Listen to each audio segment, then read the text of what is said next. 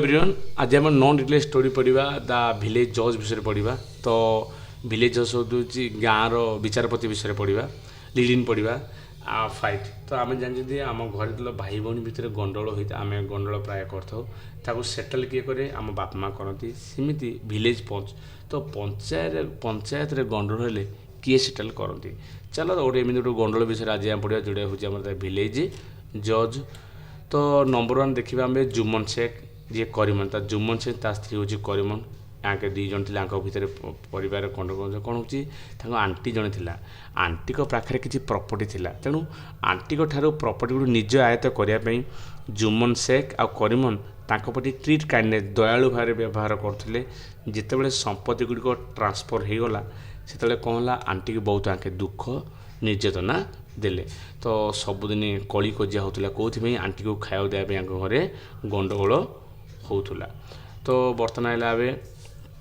तेणु आंटी कहले जे तू जब मत खाया न देबू तेज मुझे कौन करी ना पंचायत जाइए कहबी तो से समय आम जुम्मन कहला जा पंचायत डाके से समय कौन है आंटी पंचायत डाकने बोली सबू गाँ बुले कि कहीं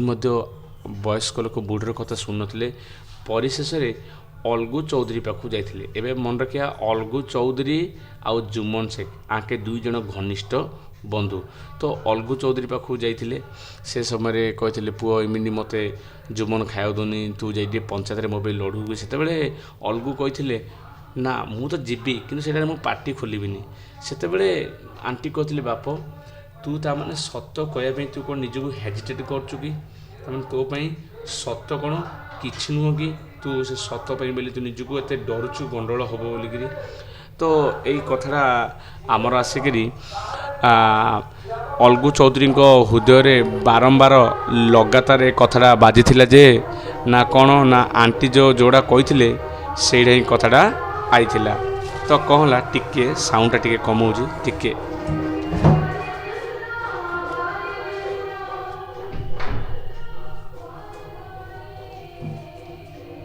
तो कहला पुणी थे से समय तो अलगू राजी होते तो फास्ट पंचायत दिने संध्यारे बरगछ अंडर द ट्री गछ तले पंचायत बसला से समय आंटी पचारे जुम्मन को ठीक अच्छे तू बर्तमान आज पंचायत क्या मुखिया करू करे तो से आमर जुम्मन कहते तुम्हें डाकिच ना तुम्हें जहाँ को बाछब से समय पुणी थे आंटी कहते धर्म को डर था बाप कौन एम कहूँ ए धर्म ए पंचायत रे धर्म उपर कारबार से समय कौन होता ना आंटी कहते मो जज हम अलगू चौधरी तेणुक से समय कह समय पुणी थे अलगू चौधरी आंटी कहते आंटी सी मो सांग तेणु मु कौन तुम मत पंचायतर मुखिया करदेल से समय कही बाप किए न्यायपाई धर्मपाई कि निजर विवेक बिकबनी कौन ना तू जहाँ कहू तू कहूनु यहाँ भगवान कह से समय अलगू चौधरी मतलब डिसाइड करी जुम्मन को देख जुम्मन आंटी तुम घनिष्ठ किंतु मु जहाँ कह न्याय उपरे कहबी तो बर्तमान जजमेंट चलला विचार चलला दुई जन पचरा पचरी कले परिशेष अलगू चौधरी घोषणा कला जे ना जुम्मन तू आंटी की मंथली लोन देव पड़ो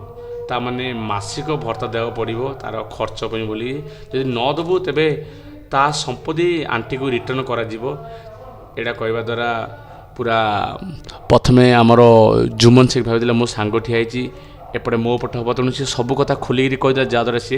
हार जाइला तो सी से दिन ठार जुम्मन शेख अलगू परस्पर कथा नहीं एक मास पर कहला ना अलगू कौन होता ना बटेश्वर दुईटी बलद किणी जोड़ा कहला हठात से बलद गोटे मरीगला जहाँद्वारा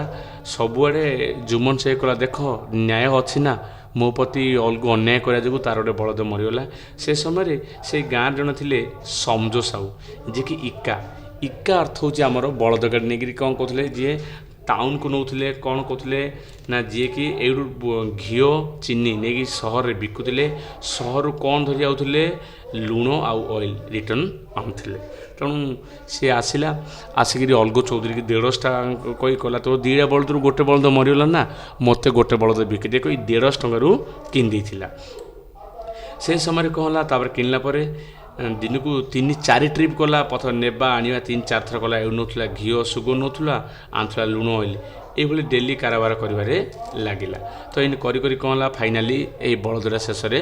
ମରିଗଲା। କ'ଣ ପାଇଁ ନା ସଞ୍ଜ ସାହୁ ତା'ର ଖାଆ ପିଇବା ପ୍ରତି କିଛି ଠିକ୍ ଦେଲାନି, ସେ ବହୁତ ଦୁର୍ବଳ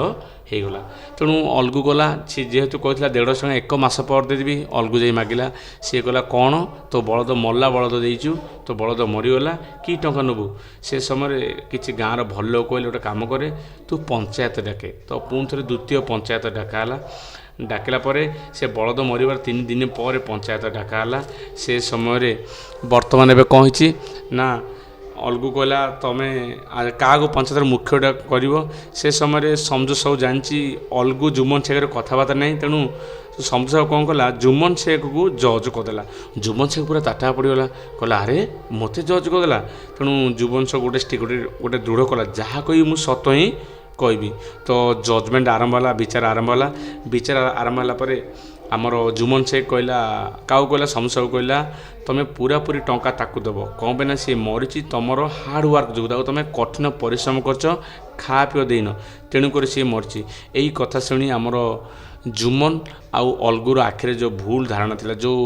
ଜୁମନ ପ୍ରଥମେ ଭାବୁଥିଲା ମୋ ପ୍ରତି ଅନ୍ୟାୟ କରୁଛି, ସେଇ ଧାରଣା ଲିଭିଗଲା। ଯେଉଁ ପୁଣି ଥରେ ଅଲଗୁ ମଧ୍ୟ ଭାବୁଥିଲା ମୋର ଯେଉଁ ବଳଦ ମରିବା ପଛରେ ଜୁମନର ହାତ ଅଛି,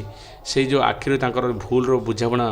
ଧୂଳି ଉଠିଗଲା। ପରସ୍ପର ସବୁ ସାଙ୍ଗ ହୋଇ ମିଶିଲେ, ଆଉ ସମସ୍ତ ଚିତ୍କାର କଲେ ଏମିତି ପଞ୍ଚାୟତରେ ନ୍ୟାୟ ରହୁ। ତ ବର୍ତ୍ତମାନ ଇଏ ମଧ୍ୟ ସରିଲା ଆମର ଭିଲେଜ ଜଜ୍। ନେକ୍ସଟ କ୍ଲାସରେ ନେକ୍ସଟ ଭିଡ଼ିଓ।